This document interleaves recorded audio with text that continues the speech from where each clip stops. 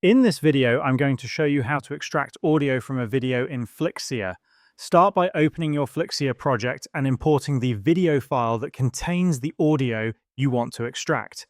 Click on the Import option in the upper left-hand side of the screen, then choose where you want to import your file from, such as Google Drive, Dropbox, Google Photos, or directly from your device using the Click to Upload option.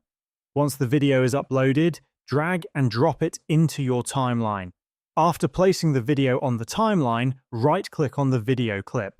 From the menu that appears, select the option Detach Audio. Flixier will immediately separate the audio from the video and place it on its own audio layer in the timeline. At this point, if you only need the audio, you can right-click on the video layer itself and delete it, leaving just the standalone audio file behind. To download the extracted audio to your device, click on the Export button in the upper right-hand corner of your screen. From the export options, select Audio and then click on Export Audio.